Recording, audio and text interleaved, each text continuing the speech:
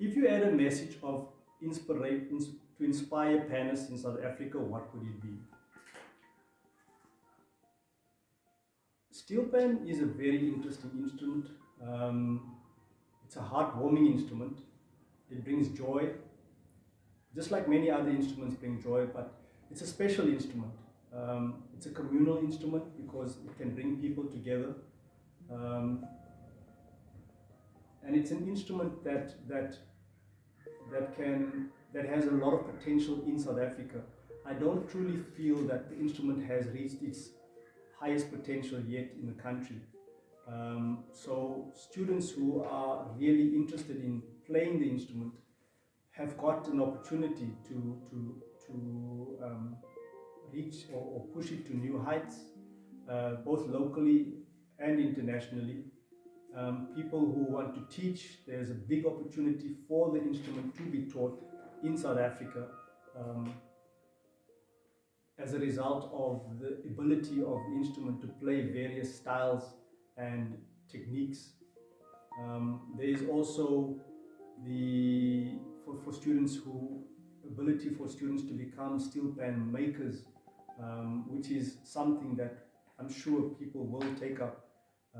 Students who are keen, although being hard work, it is a skill that is very special, and it takes a very unique person to actually learn the skill. So there is an opportunity for many students. The difficulty is that there are very few institutions who offer the instrument. There are some programs outside of school that have been started, but there are very few programs across the country. So it is only located in certain areas in the country. Are you aware of other steelpan figures in South Africa? Name and describe the ones you know and their contributions to the steelpan in the country. So the biggest centers that focus on steelpan would be the Steelpan project, which is under Dave Wickham's directorship in Cape Town. There's also the Steelpan Fund, which is situated in Durban under Brian Clark. And these programs have been running for more than 20 years. Many schools have got steelpan programs, a lot of them being in the Eastern Cape, which is where Steve Laurie, the first person to make pan in South Africa, was situated or located.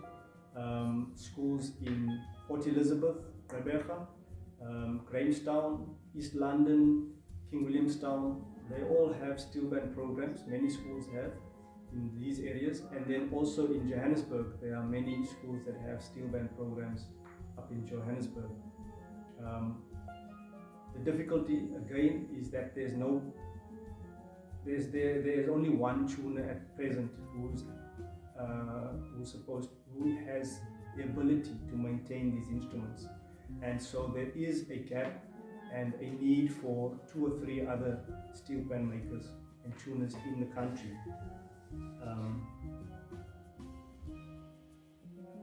What role has the Port Rex Lions Eisteddfod played in developing school steel bands in the country, mostly the Eastern Cape region?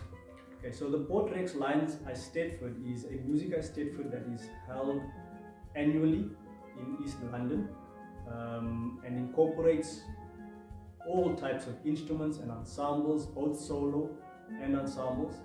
It takes place usually at the end of April, but it is not the only competition or festival.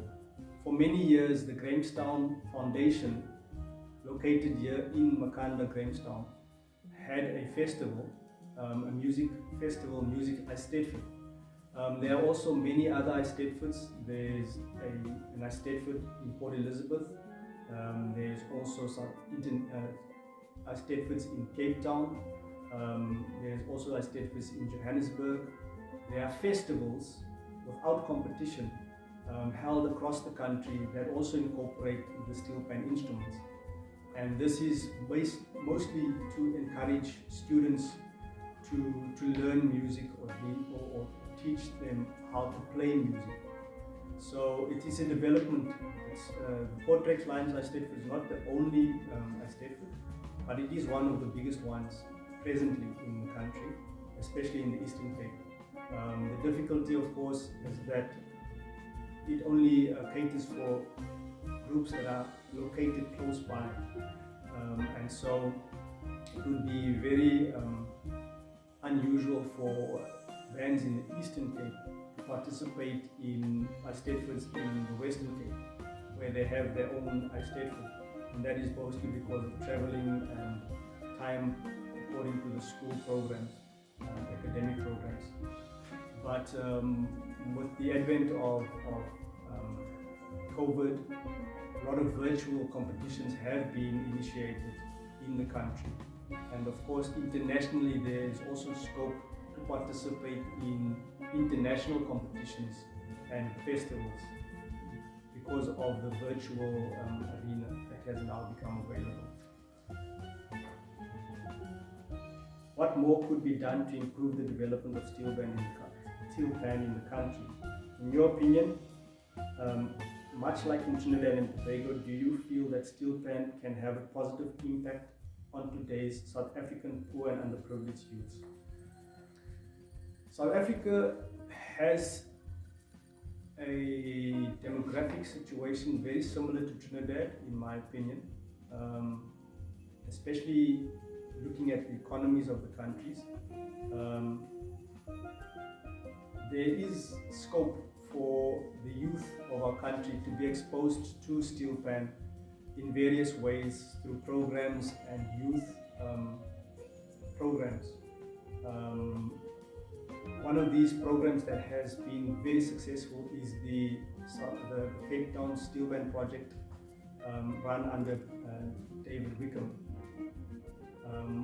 And they travel with a set of instruments to various schools and various communities where he has been teaching for well over 20 years.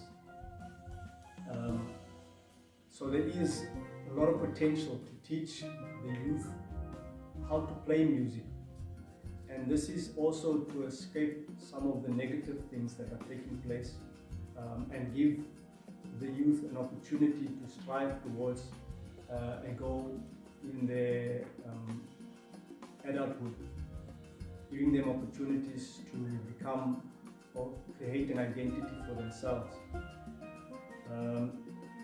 The biggest one that I can see and I still hold is that there is an opportunity for students to learn how to make the instrument and how to tune the instrument.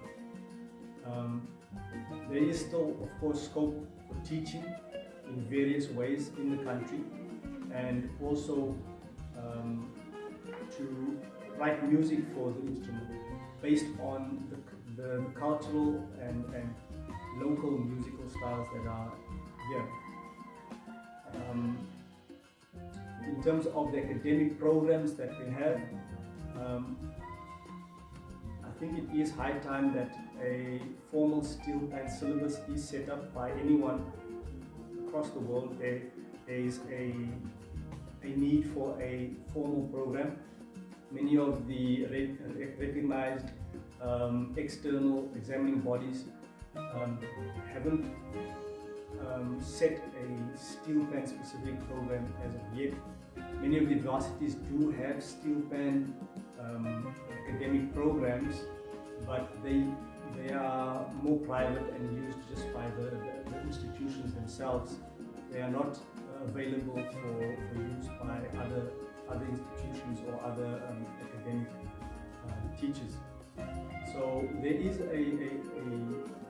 potential of creating a syllabus and also a method of Steelpan technique that could be used by students and by teachers across the world.